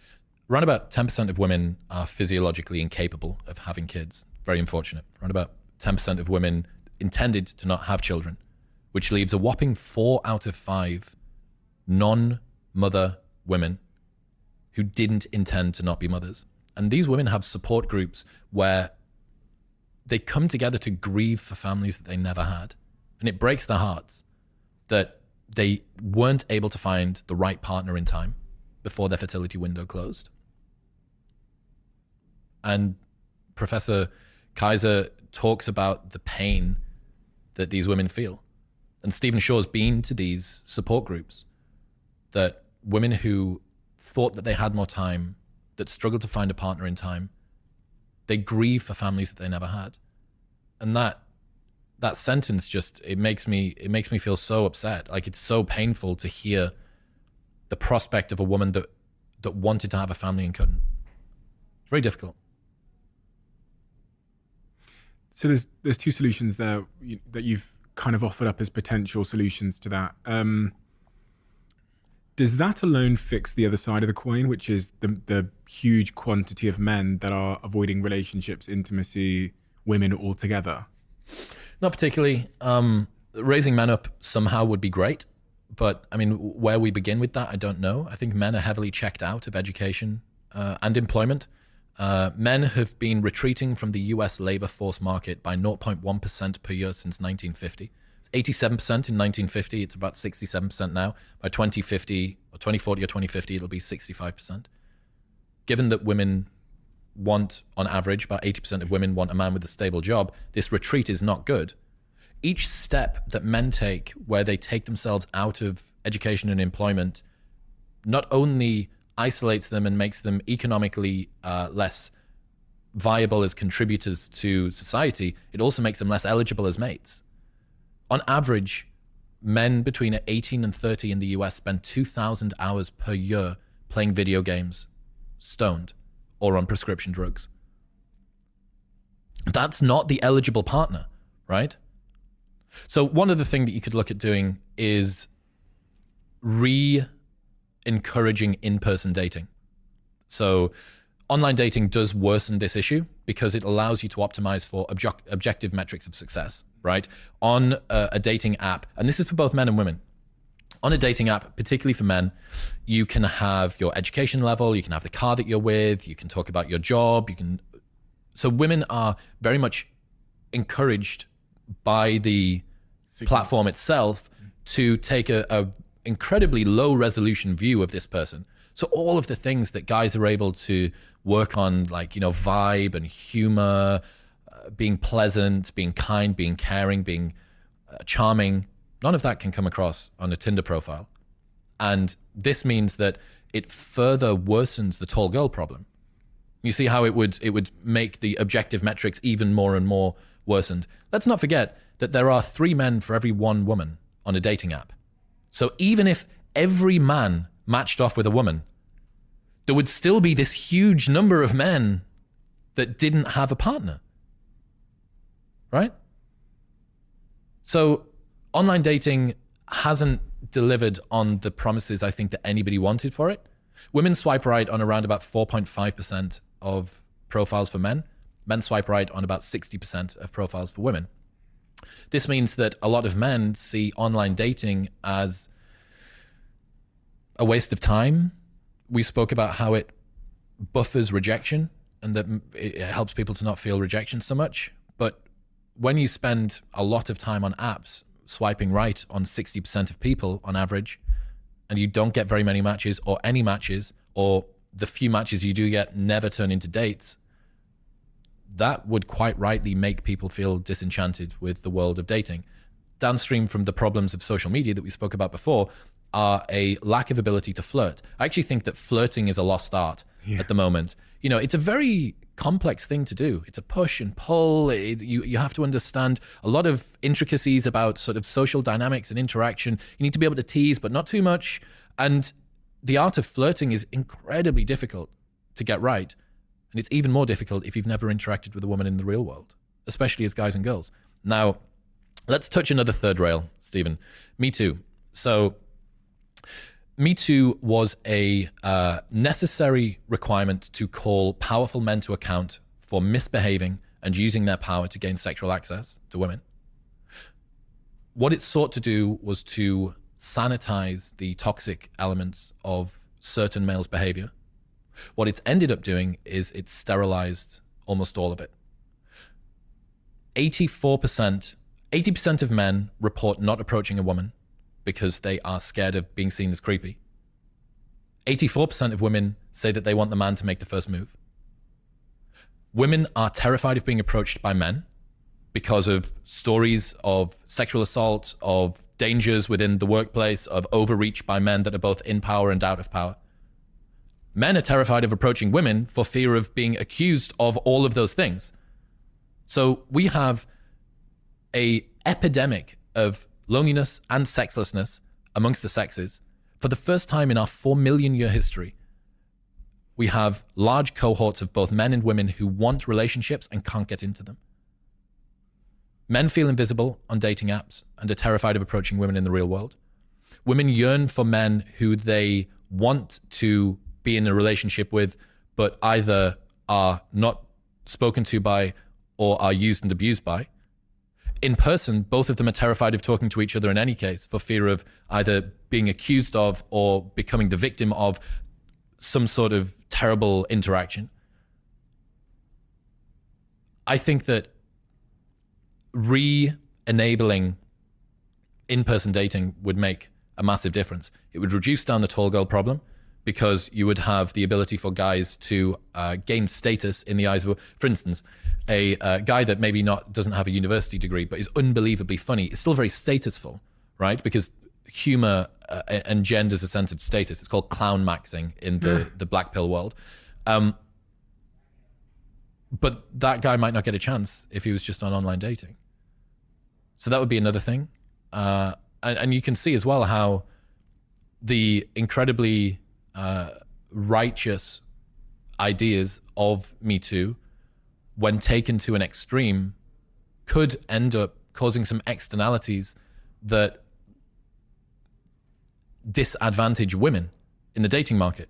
Do you see what I mean? Of course. As you were saying that, I was thinking about that video that went viral of the young girl in the gym who was filming the guy that came over to ask her if she needed help with the weights. Yeah. Do you know the video I'm talking about? Yes, I do. Yeah. So for anybody that it doesn't have the context, a young lady on TikTok set up her camera while she was in the gym, and she was filming a guy and sort of anticipating him coming over to help. And lo and behold, the guy walks over and says, "Do you want a hand with the weight?" and tries to give her a hand with the weight. And then as he walks off, she cusses him out and says basically portrays him as this like predator slash monster. Yeah. And the reaction online was the inverse. The reaction online was siding with the man because he just came over and asked her if she wanted a hand. Of course, we both know that there are very predatory men in gyms. Correct. I've got female friends that have spoken to that. My girlfriend speaks to that all the time. She tells me of her experiences in the gym. But there is another side to highlighting this issue, which causes perfectly reasonable, polite men who are genuinely offering a hand in something, or let's be honest, flirting, to be totally fucking terrified. Absolutely. And this is the difficult conversation that we don't have a lot, which is what's the net. We can see the net positive of that. We can see the positive side of that. But what is the downside? Everything in life has a cost. Is that now that we are scared to broker conversations with strangers through fear of being put on blast on TikTok? If you optimize for absolute safety, what you're going to end up with is nobody ever approaching a girl in the gym. Now, I don't know. Maybe there are girls that say, do you know what it is? It is worth it for no girl to ever be flirted with in the gym, for no girl to ever be made to feel like they are being stared at in the gym. You know, like if the price that we have to pay is that no one ever gets a gym date, then that's fine, because the benefit that we get is that no one ever is made to feel uncomfortable, right? A few things to say on that. First off, almost all indiscretions from men that are where they do creepy behavior are a very, very small cohort of men that repeatedly do it. This is from David Buss's Men Behaving Badly. It is one man doing 1,000 bad things to women, not 1,000 men doing one bad thing to women. Now, the problem is that can still cause that's still 1,000 bad interactions with women, right? But you have 999 men that are saying, well, I don't behave like that. I've been smeared with this bad brush. And this is an incredibly difficult line for both of us to thread here. How is it that we can talk about some of the challenges that women face in the dating world when there are so many obvious benefits that have occurred to their safety as a byproduct of this? One of the interesting things that I learned about that the toxic gym gaze video was it could have gone either way when it went onto TikTok, right? It was a knife edge. If you'd showed me that video and the comments were hidden and you said, what do you think the reaction's going to be? I go, toss a coin, and that will be this guy's either push. In my opinion, I don't think that he had overstepped, but I don't understand how the world is going to react to this. Now, the interesting thing there is that a lot of people take their cues about what is and is not acceptable social behavior from the way that other people view what is and is not acceptable social behavior. So those sorts of landmark episodes actually end up creating a trend of what people in the real world will consider to be acceptable behavior. So let's say we have a different version of the universe, and in that universe, everybody decided that actually was too much from a man. What you have then is all of the girls that watch that video seeing it and saying, oh my God, if a guy glances over at me more than 3 times in 90 seconds and tries to help me deload a glute bridge, that constitutes worthy concern about abuse and the toxic male gaze, right? So we have now reset expectations down to a much tighter sensitivity level. Similarly for men, they think, okay, I know that 3 glances in 90 seconds plus assisting someone to deload the plates from a bar is too much. Therefore, at most, I can have one glance during 90 seconds. Do you understand what I mean? Do you see how we would further nerf the world? We would wrap it in more and more and more cotton wool. And then downstream from that, you concept creep this out to the stage where anything is toxically masculine. Like, let's give the other side of the coin. Men overstepping the mark and how men can be better. That's what I want to make sure we're balanced in this conversation. Absolutely. Because there are, as we both have spoken to, there is a huge amount of inappropriate behavior that happens throughout society, through the corporate world, through our everyday lives. How as men do you think we can be better? And when I say better, really what I'm speaking to here is know how to approach a woman in a way that is not going to make them feel uncomfortable, intimidated, fearful. Mm-hmm. And that's the what women speak to all the time. They talk about how they have to walk home with their car keys in their hand because they pretend they're on phone calls when they're walking down the street. These are all things that my sister, my female friends have spoken to. So how as men can we be better? The first thing I think is to actually spend some time sandboxing this, like practicing. Like, you need, the only way that you're going to learn how to interact with a woman is by doing it. It's not the sort of thing that you're going to be able to work out on the internet. I mean, like, basic stuff, like, don't stand super close to her. Don't do it in a dark alleyway at night. Don't stare for ages without saying anything, right? These are very basic, like, rudimentary objective metrics that we can give. But really what it comes down to is just have a bit of charm about you. Understand that if you go up and say something to a girl, hi, I just wanted to ask how your day's going. I just wanted to tell you that you looked really nice today. If there is a girl that has a problem with that, presuming that it's not in a cul-de-sac alleyway at the dead of night and you've got your hood up, right? Or you're her employer. Or you're her employer. Well, here's another interesting one, right? Bill and Melinda Gates, right? Melinda Gates works for Microsoft. Bill is the founder and CEO. Bill sees Melinda around the office. This is in the 1980s. And he thinks, wow, yeah, she's a bit of all right. So he decides to ring her and say, Melinda, it's Bill. I wondered if you wanted to go out with me one evening. And she said, when? When are you thinking? He says, how's 3 weeks tomorrow? She said, Bill, I don't think that you're spontaneous enough for me. I don't think that this is going to work. Put the phone down. 30 minutes later, he rings back and says, how's this for spontaneous? You've got the rest of the day off. Let's go on a date. 2023. Founder, CEO of large tech company, rings receptionist, asking her to date him. And after she says no, rings back again, pulls her out of work and takes her on a date. Game over, right? Done. Where is the line in between Bill Gates and Harvey Weinstein? Well, it's precisely in the details, right?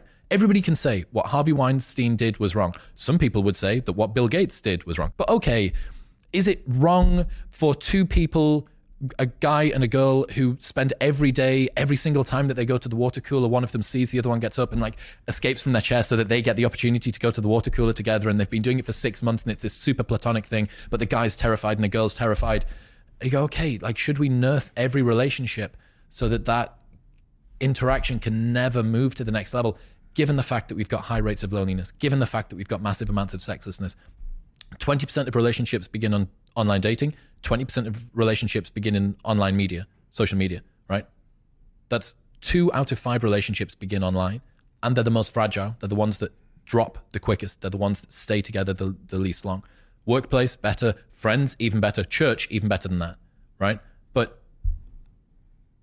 we are in uncharted waters here, people. With regards to the mating world, we are in uncharted waters. The Harvey Weinstein example is where I was like, that guy was a fucking monster. Well, of course. Yeah, but the Bill Gates one I get, it's kind of like the old fashioned way of doing things. You know, when our worlds used to be a village, and we would, maybe write a letter, or we'd take the girl out from the church or whatever. But the Harvey Weinstein, this guy was a fucking monster. Like, I remember listening to some of the tapes and the victims, and this guy was a fucking predator. He was I haven't listened to any of those. Really? Are they harrowing? It's one of the most disgusting things I've ever heard, where even like a journalist would come and interview him, and he would just be like, sexually assaulting and physically assaulting her during the interview. So this guy just had no boundaries. He is just a disgusting monster. But do you see what I mean? That, like, quite rightly, there needed to be a reckoning around that. There had to be a reckoning around that kind of a man using that kind of a position to get that kind of access. Yeah. That needed sanitizing. That sort of behavior needed sanitizing. And there was going to be fallout from it.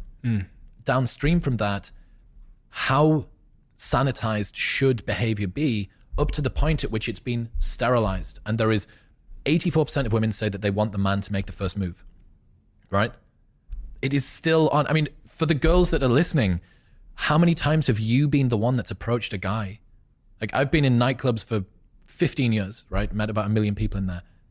Twice it's ever happened to me that girls have come up and been like forthright about chatting me up. Twice.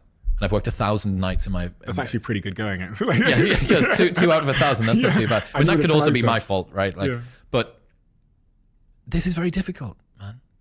And again, for the guys and girls that would say, well, what does it matter? You know, what does it matter that that people are going to be single? Especially for women. If you're a high achieving woman who's got the PhD, and I have a friend, PhD, millionaire, self-made millionaire in the fitness world, mid-30s, now going sperm donor route. She's really struggling to find a partner. So she is going to use her very vast resources to be able to support these kids, to bring them into the world, to have a fantastic life. But make no mistake, that's a single parent household, right? That's a single parent household. The outcomes that you have from single parent households seem to be sociosexually, the daughters don't do particularly well. You have higher rates of sociosexuality, which is more casual sex, more complexes around sex from single parent households. But what we hear about a lot is that education and employment outcomes of single parent households on average tend to be worse. For women, for the girls in that situation, it doesn't really seem to impact them all that much.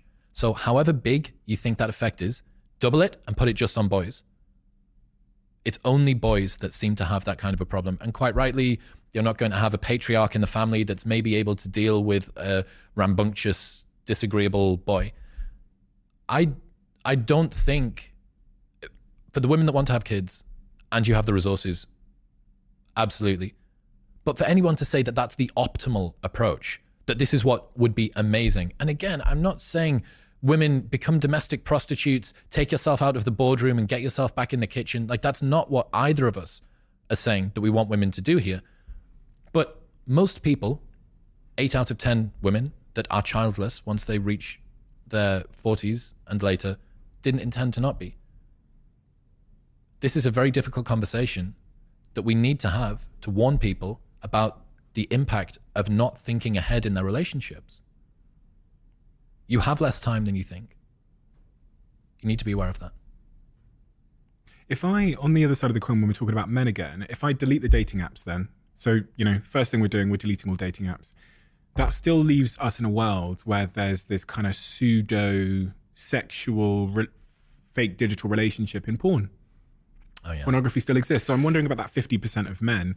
I'm assuming, and I don't know this 50% of men, but I'm assuming pornography is probably quite a big part of their replacement therapy for the connection and sexual intimacy that they're missing. Correct. So I have a theory called the male sedation hypothesis, right?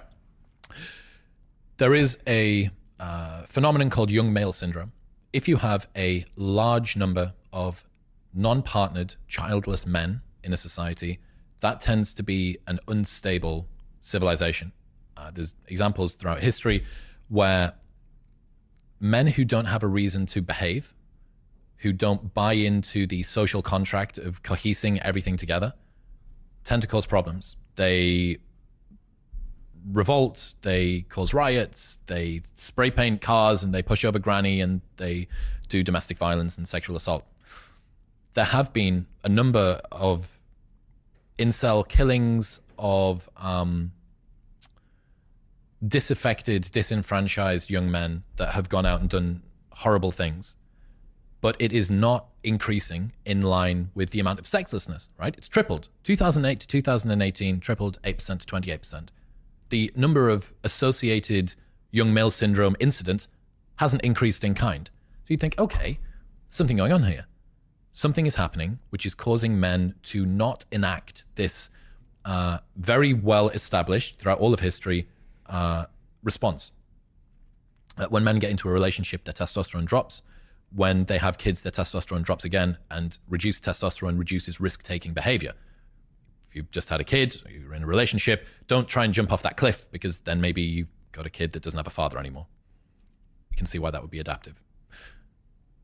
So the question is, why is it that we have greater rates of sexlessness amongst young men than ever, but we don't have this in-kind amount of violence and disruption? And it's my belief that porn, video games, and social media are sedating men out of this status-seeking and reproductive-seeking behavior.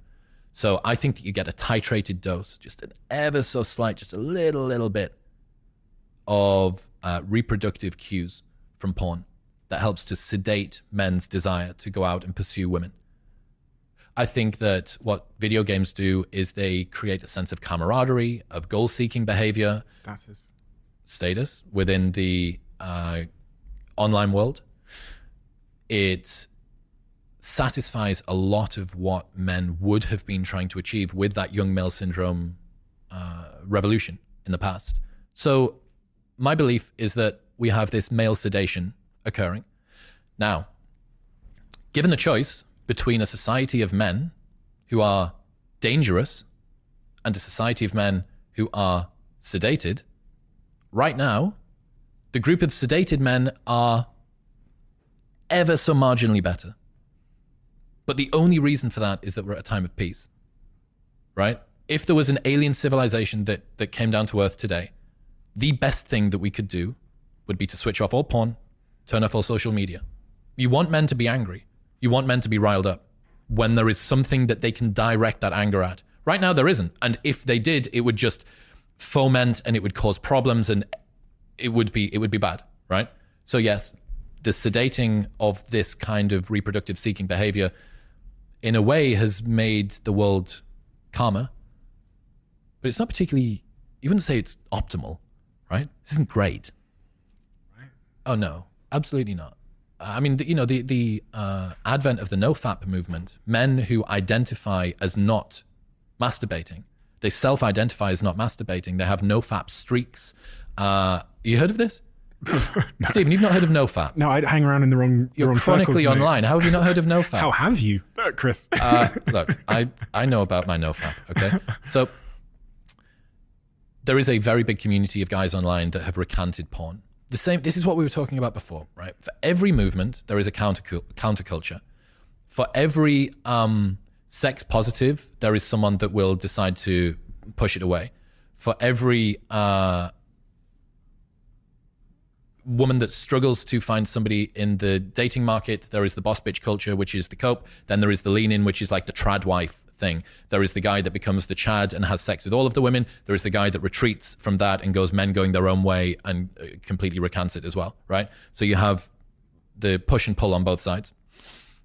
NoFap is a group of men who have self-identified as people that don't masturbate, right?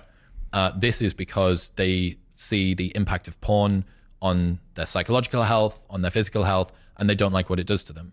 So they have formed a community around this. For men who feel like they have a problem with porn, something that gives them a sense of pride about being able to defeat what they see as a vice is a place that quite rightly they're going to get, yes, I have control over this. Even if I don't have friends, even if I don't have a partner, at least I have control over this. And it gives them, what are we doing here? It is another goal for men to chase after, right? It just happens to be a goal of not touching your penis, which is actually quite a hard thing for a guy not to do. Speak for yourself, Chris. Look, Stephen, I can see where your hands are. But there's something I find really compelling about, we've talked a lot about people that are single, that are searching for love, but when you think about the context of a relationship, we're both in relationships, and the role masturbation plays in the reduction of desire for our partner. Because some of my friends are struggling with something I've talked about before, with sex in their relationships. I've talked about my own struggles with sex in relationships. And one of the things we've kind of diagnosed is pornography has a reductive value on the desire we have for our partners. So do we abstain? It depends, man. I mean, people have varying degrees of sexual drive. What's your approach? What's my approach? I think that I certainly feel like the story that you tell yourself around porn and around masturbation seems to be the biggest determinant of how it makes you feel. And this has been backed up by a bunch of data from Dr. David Lay, who is a porn researcher coming out, I think he's University of Arizona, perhaps, or New Mexico. And the story that you tell yourself has a massive impact on how you feel. If you feel like masturbating is a dirty, bad action that you shouldn't do, that you should feel ashamed about, downstream from that, you're going to feel shame. If you don't communicate it with your partner, that is if you're hiding porn use from your partner, that is a huge, huge red flag. Personally, partner is another concern, but for you, it's a big deal because you're going to feel that sort of disgust, self-hatred, shame, guilt thing come through. But I do think that if you want to increase the sex drive in your relationship, just saying, okay, if we want to do anything sexual, we do it together. Try and tell me that that's not going to increase sex drive in a relationship. But, you know, almost all of the sex that happens in relationships. If you look at how much sex, if you took a pie chart of sex, right, almost all of it is in relationships. Very, very small amount of sex is in casual relationships.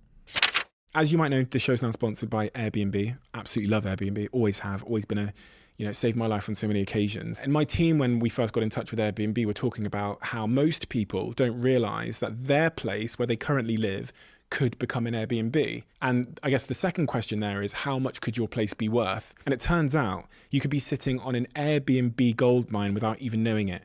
Some people Airbnb their entire homes when they're away. That's what I did in New York. Whenever I left New York, my place was on Airbnb and people rented it out, sometimes for a day, sometimes for 2 days, sometimes for a week. And it's a great way to cover some of the bills while you're away. So whether you're looking to go on holiday or you just want some extra cash for bills, or you want to buy something nice for a Valentine that you love, whatever it might be, head over to airbnb.co.uk/host and you can find out how much your current property where you live can earn while you're not there. I suspect it might blow your mind because it certainly blew mine. There was one point you said about motherhood, and that kind of opened a doorway in my mind about the broader subject of regret in life. And, you know, where if you look at sort of a meta-analysis of where people at different ages and different genders are experiencing the highest levels of regret, where does that fall? But no, regret is something that I've been thinking about an awful lot. And it makes for considering regret, considering the things that we regret in life and trying to reframe it has been one of the most useful mental models that I've gained. So Douglas Murray, British writer, columnist, Spectator, multiple New York Times bestseller. I was in Manhattan with him and he was telling me a story about Christopher Hitchens, the famous atheist, new atheist guy, one of the four horsemen of the atheist apocalypse. And Douglas, earlier in his career, was lamenting to Hitch about the fact that he had to choose a thing, and by choosing a thing, he couldn't do a different thing. So he had this opportunity cost. And he's saying, okay, all of these problems, I don't know whether I want to do this thing, I want to do that thing. And you can imagine they're probably in some British pub somewhere in Westminster or whatever, and Hitch is probably smoking. He goes, Douglas, in life, we must choose our regrets. And he told me the story, and I thought, that's really interesting. What does he mean, choose our regrets? And I reflected on it so much, and it made me think, well, what I'd always presumed was that in life, the only reason that I had a regret is because I made a suboptimal decision. If only I'd been able to make the perfect decision, I could have ameliorated the regret, and the reason that it's there is because I didn't make the right decision. But when you accept the fact that opportunity cost is baked into the fabric of life, me and you can go to the gym or we can go to the theme park. By going to the gym, we don't go to the theme park. Even if the gym was the right decision to make, we're always going to have the open loop of, I wonder what the theme park was like that day. So I go, oh, that's interesting. Regrets aren't a bug, they're a feature. Regrets are a feature of life, right? They are a natural byproduct of us always being curious about what could have been. And given the fact that opportunity cost exists, They're always going to be there. So, okay, that's interesting. It's kind of liberating, right? Makes you feel less culpable for the suboptimal decision that you made. So, but what does it mean that you have to choose your regrets? What's that? What's the choose bit? Like, well, if you accept the fact that regrets are inevitable, that you're going to do things in your life, even if you choose the right thing, and you're going to consider in retrospect that you wonder what the other thing could have been. If you can't escape regrets, when it comes to making a decision between multiple choices, what you have to look at is not only what thing do I want, but which regret could I live with? If regrets are inescapable, you have to choose which one you want. Okay, so I have to choose which regret I want. So you're looking at a choice. You have things in front of you. Which of these two could I bear living with the regret of? And that makes decisions an awful lot easier, right? Because it switches us from a place of scarcity and fear about the future, and it helps to project us forward and think, okay, which of these could I not bear myself to live without? So for instance, with me moving to America last year, it was a big move. I was 33, 34 at the time. Not exactly the archetype I always felt like I should have had my shit together and my life sorted by the age of 34. So moving to a new country at this time is a bit, oh, really? But if I had the opportunity to do this podcast, to become one of the best in the world at what I do, to pursue my passion, my curiosity, and I didn't do it, I couldn't have lived with that regret. But in that case, hindsight's a wonderful thing, right? Because you could have come here and it could have just fucking bombed. It could have done. And you would have then looked back on that decision as... But at least I don't have the open loop anymore, right? I can live with the regret of selling an events business in the UK and trying to make it work in America, and then going back to the UK with my tail between my legs and going, I gave it a shot, it didn't work. I couldn't live with the regret of wondering, what if I'd had the conviction to follow my passions and go out to America and see if I can make it work? When people are at that fork in the road, the problem is they look off into the two directions that are in front of them, is both directions are completely shrouded in darkness. Correct. So it's that we go down one of the routes, and then, based on the outcome in hindsight, we then attach regret or you can post hoc rationalize pretty much anything. I do agree, but a few things here. I've got one particular example in my mind where I was going to acquire a business, and we've been acquiring a few businesses recently at Flight Story. I was going to acquire a business, and I didn't in the end, and it turned out to be a really, really fantastic business. And so in hindsight, I'm going, I fucked up, that's a regret. And I think about it sometimes, I'm like, damn, should have bought that business. But it could have gone another way, and my perspective of the regret now would be entirely different. I'd be like, I'm amazing, I made a fantastic decision. But the answer and my regret didn't come until the game had been played out. And that's what I'm thinking about with the nature of regret. It's like... Well, it's difficult, right? Because you are correct. If you take a chance and that chance doesn't work out, then maybe you regret the other thing. But you can believe in advance, okay, even if I take the chance and it doesn't work out, at least I know that it didn't work out. For business decisions, ones that are a little bit more easily replaceable, as opposed to big life decisions, I remember when I was much younger, 21, I think, 22, and I needed to decide about whether or not I was going to go and do the season in Ibiza, or I was going to stay at home and earn and save money and stuff. I was 21, or 22, I think. It doesn't matter.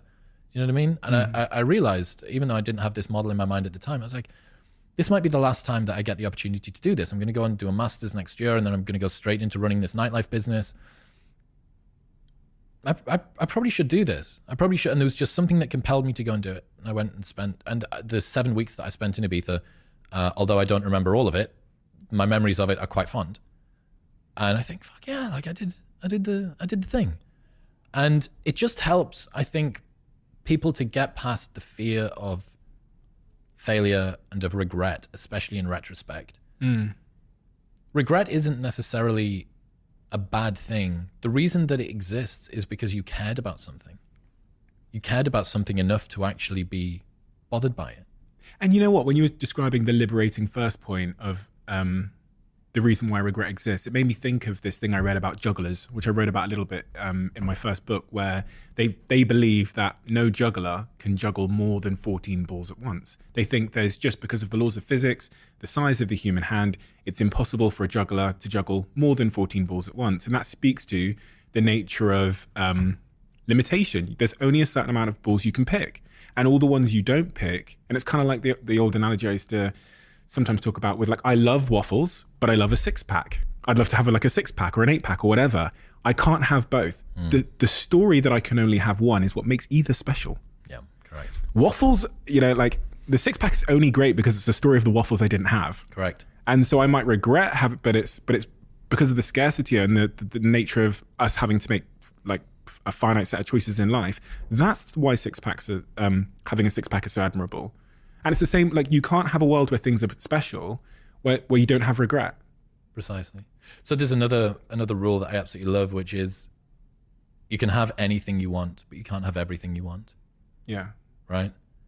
You have to sacrifice most things in the medium term in order to be able to facilitate progress toward one thing, right?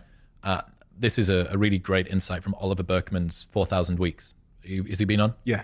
Great guy. Did you, when you were going through that, do you remember the choose in advance what you're going to suck at mindset? I can't remember that. Really good. Really cool. Very interesting mental model to use. So you have a plan for the next 6 months, right? Or the next year. By doing a thing, other things are going to have to be sacrificed. I want to grow my business. Okay, maybe your social life is going to take a little bit of a hit. Maybe your fitness is going to take a bit of a hit. Or I want to get into a relationship. Okay, well, you're probably not going to be able to get as much sleep. Maybe you're going to have to, your business is going to get less of your attention, whatever it might be. By focusing on one thing, you inevitably end up having to focus on other things. Now, the problem that you and me and maybe a lot of the people listening to this that are type A go-getters that want to be able to have it all will feel is, as soon as they start to feel something slip, they go, oh, fuck. Like I'm supposed to stay lean. I'm supposed to stay healthy and fit and whatever. And you go, by choosing in advance the things that you're going to suck at, the price that you're going to pay in order for success within whichever domain it is, it allows you to feel ease and acceptance when that particular domain does start to drop away. So for instance, this year, I'm writing a book, I'm going to do some live shows toward the end of the year, going to continue doing the podcast, and I'm doing some other bits and pieces as well. My fitness is going to have to take a hit. At the start of this year, I accepted the fact that I'm probably going to get a combination of smaller, fatter, and slower throughout this year. But that's fine. That's the price that I'm prepared to pay. And I made that deal with myself in advance. Okay, I'm conditioned. Fitness is going to take a little bit of a hit. I'll hold on to it as best I can. This isn't me being complacent about it. I'm going to let it slip. And it is such a powerful insight that you can have anything you want, but not everything you want. And I think that's liberating. It's all the things you couldn't have. And like I said a second ago with a 6-pack, I often think about a 6-pack because I think, what makes that socially valuable? There's a social currency to it. Right. And all it is lines on your stomach. It's a story though. Oh yeah. I mean, this is the thing about people that go to the gym. The physique that you build is attractive, feels good when you're naked and the other person's got their arms wrapped around you or whatever, right? Like that's a big part of it. Don't get me wrong. But what it's also a part of is it shows the kind of person that you are to be able to achieve that kind of physique. Someone who is self-disciplined, who is self-motivated, who can do hard things, who can deal with pain, which is like kind of sexy. They're conscientious, they're reliable, they're disciplined. Delay gratification. All of these things, that is the story which is told by the way that you look, right? By your physique. And I really, really like that a 6-pack is a story of all of the waffles I didn't eat. Is great. And the same thing goes for whatever pursuit you choose, you know, the podcasting thing, right? And the differences that you've noticed in your ability to go from brain to mouth over the last 3 years or so since you've been doing the podcast, and mine as well. Definitely. That is a story of all of the hours that I didn't spend watching Netflix or scrolling TikTok or doing whatever. It's the days and days and days of research and listening back to myself and time with my speech coach, working on diction, sitting in front of a microphone with a guest, doing all of these things. And that's the layers of paint again. To look at one of the best communicators in the world, or artists in the world, or dancers, or musicians, or sports people, or whatever it is a story of all of the things that they sacrifice in order to get themselves there. Okay, do you want that? Don't look at the things that they've got, look at the things that they've sacrificed, because that's the price that you have to pay to be in that position. When you're alone at night and you're mulling, contemplating, when you're in the gym lifting weights, and you think about the work you still have to do to become the optimal version of Chris Williamson, what is that? What is the work you have left to do on a personal level? Be mindful, pay attention, be focused, be disciplined, keep promises to myself, tell the truth. Those are the principles. Those are most of the principles.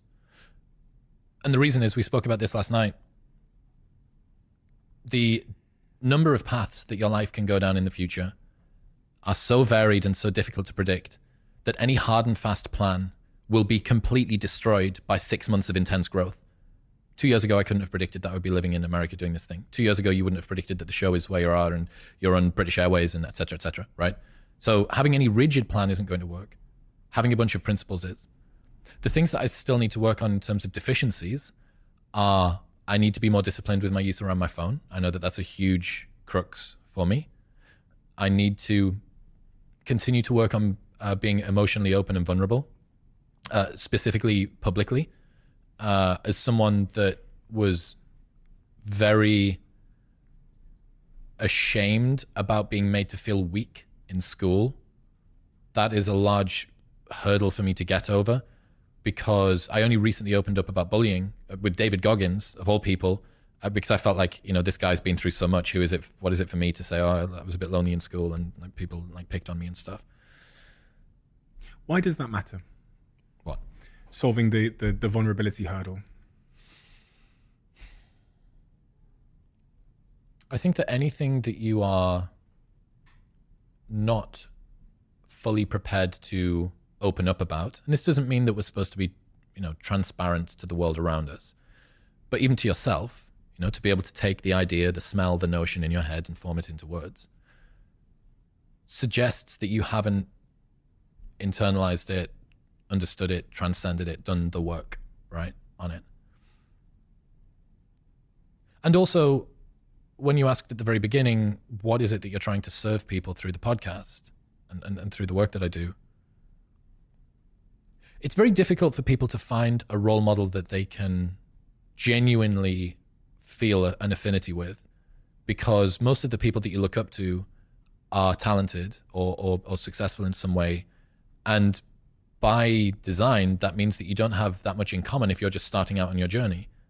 The difference is, and the beauty of this kind of a platform, people can scroll back 5 years on my podcast, on the Chris Williamson YouTube channel, and they can see episode 1 in my old office in Newcastle upon Tyne with a single Blue Yeti on a 16-pound mic stand with my friend that was rowing the Atlantic solo, and hear me bumble my way through an episode as I say every other second, with a different accent, with different lighting and cameras and skills and everything.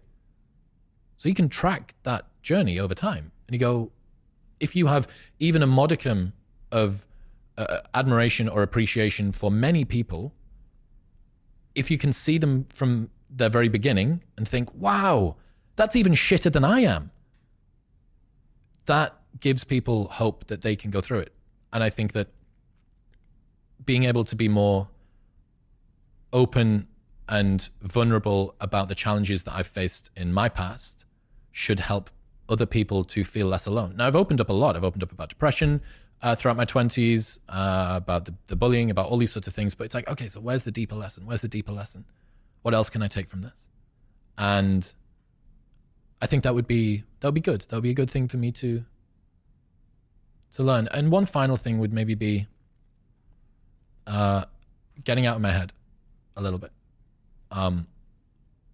We, both of us, are monetizing cerebral horsepower, right? Like the primary resource that we have are our thoughts and then our ability to communicate them. But the problem with that is that it means that you live a lot of your life up in your head, and the people that are listening may feel the same. You love listening to Steve's podcast or my podcast or whatever. Okay. How do we go from thought to action? That's what we were talking about earlier on. How do you avoid being so cerebral that you don't ever get into this sort of embodied state? So this really great guy called Ian McGilchrist, he wrote a book called The Master and His Emissary, neuroscientist, but also a philosopher. He looked at the Isle of Man TT riders. So for the people that don't know, Isle of Man is a small island off the coast of the UK, and these super bikes race around it, but it's potholes and dry stone walls and B roads and grass verges, and every single year people die. And they looked at the speed of the decisions that the riders were making, and what they realized was that it was so quick that it couldn't be conscious, that there wasn't time for the prefrontal cortex to get the decision through. It had to be more limbic. It had to be more ease and grace. So the goal is for them to get out of their own way, right? It's for them to be embodied. And I think that, you know, if you were to say, what's the price that you pay to be me? One of them would be very, very much in my head, very much thinking, assessing, over-assessing, analyzing. And it's beautiful. I love the takeaways that I get. I love the insights that I have around the world, around theories, around mental models, around, oh my God. So if we look at the fact that women want to be approached, but men are scared of approaching because of this creepiness, oh my God, there's two theories, and we bring them together and we go, wow, that's how downstream from Me Too, there can be challenges that are both created for men and women in this dating world. I'm like, fuck, that's cool. But the only way that you can do that is if you think and think and think and think. You're 35. You referenced how ideas generally are like a smell that appears, and gradually we try and figure out where that smell's coming from. We also talked about regret. So bringing those concepts together, as a 35-year-old man now, if you were to forecast off into the future what your regrets are, what smells of regret would you forecast now that you're going to experience? When we sit here when you're 14, you go, do you know what? The mistake I made at 35 should have done was this and that. Yeah. X. Well, the embarrassing thing about this is if you look back at what you regret from 10 years ago, it's probably still the same shit that you regret now. Yeah. I think that our regrets stay with us because we're the same, you know? You are the common denominator between all of the experiences in your life. All of my partners, all of the breakups that I go through are bitter, and my ex ends up being a dick. Okay, well, what do all of your exes have in common? You. Yeah. You're the common denominator between all of them. So I think if someone is asking themselves this question and goes, what am I going to regret in 10 years' time? What do you regret from 10 years ago? Is a good place to start. So for me, fearing less. So I fear making big changes. I move very slowly with decisions, whether this be with life, whether this be with the business, bringing in team members, delegating control and responsibilities, taking risks, doing new things, new projects. It's served me very well because I make very few errors in business, but I leave an awful lot on the table because I don't take risk. So, and the reason that I don't take risk is because of scarcity mindset, fear, concern of the future. Self-doubt. You talked about imposter syndrome, the voice. Self-doubt to a degree, but it is more fear than that. It's more ambient than it being self-doubt. It's just there. It's just this cloud that lurks. And I go, but yeah, uncertainty. What about the uncertainty, right? And this is another thing from Peterson, where he says, you have to consider the price you pay for inaction. People presume that inaction has no cost. You don't get to not make a choice. Not making a choice is still making a choice. Every minute that goes by that this decision is undone is a choice. I'll teach you about one of my favorite bro science concepts that I came up with.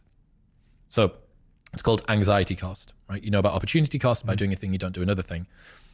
I believe that the longer that you wait before you do a thing that needs doing, all of those minutes that you spend thinking about the thing that needs to be done could have been gotten rid of had you have just done the thing. So for an example, your daily routine resets every morning when you wake up.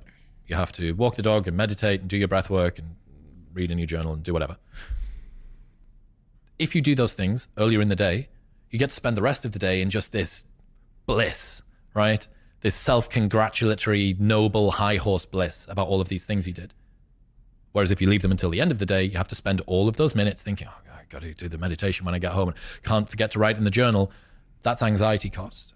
And that's a really good, compelling reason why you should make decisions as soon as you're ready to make them, because you will get rid of these wasted minutes, which you'll never get back. You're never going to get those back. Your brief time on this planet, 4,000 weeks. And you're going to minimize the anxiety cost by doing things sooner. So for me, definitely fearing less would be one of them. Chris, this conversation's been immense, diverse, honest, vulnerable, everything I love about this show.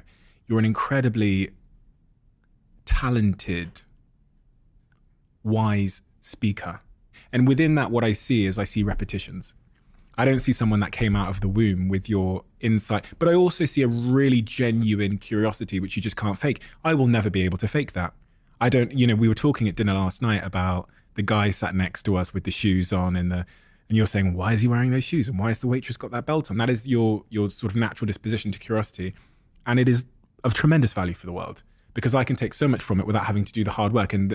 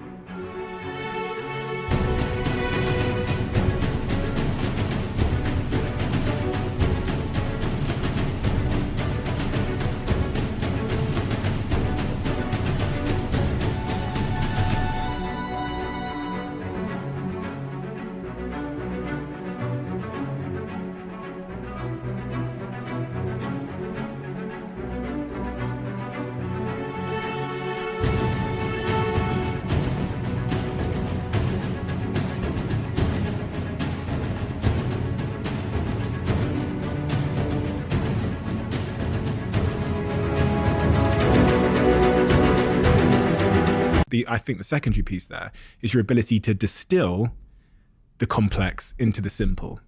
That is incredibly powerful. And that's exactly what you do on Modern Wisdom over and over again. And I've watched and observed that show evolve and continue to evolve into something which is, I mean, if I could invest, I would invest. I would back that train, where that train's going. So I think it's incredibly important for people to go and check out your show, Modern Wisdom, if they haven't already. I'm sure a lot of people have. But it is just such an unbelievably rich source of inspiration, education, and humanity as well. And I think that's a lot of what we lean towards here, is that the human side of these things, and you provide that in abundance. So thank you for this conversation. I feel like we could talk for fucking hours. This is a problem where these things actually have to end at some point, because I'm sure there'll be a part 2 in future, I hope. We do have a closing tradition on this podcast where the last guest leaves a question for the next guest, as you know. And there's a question been left for you. This is maybe the longest paragraph I've seen in this book so far. Okay, so the question left for you is, go back to the most painful or emotionally challenging moment or period you had as a boy. What would you say to that boy now, speaking directly to him to help him through that experience? Difference is, I know who wrote that question. You do, yes. Yeah, that's the problem of having too many friends in Austin that fly out here. So thanks for that, mate. And I have to say, we might as well let the cat out of the bag. He also knew that you were coming on next. Correct. So he wrote that question for you. I also bumped him for coffee yesterday, so he might have written a particularly difficult really? question. Sorry. So both of us have taken an interest in psychedelics recently. And on a small dose of mushrooms a long while ago, I saw a version of me in the corner. And what I realized was that that boy was worthy of love and acceptance. And if I could see him struggling through loneliness at school and a lack of support from friends, a sense of solitude that like was pathological, like just straight up loneliness, right? I would have told him that I was proud of him. for getting through the things that he's got through. I would have said, you're working hard. You're worthy of acceptance and love. You don't need to offer the world anything in order for it to love you back. You don't need to offer people gifts or VIP entries or insights from a podcast. It's hard to be someone that thinks about things deeply because there is a in-kind association of suffering that comes along with it. Like, it's both a blessing and a curse to feel things so very deeply. But I think that the price is worth it. I think that the depth of enjoyment that you get out of life is worth it. And for that young boy that I saw that was sat on the ground, that was alone, I'd have picked him up and cuddled him and said, "You're doing great."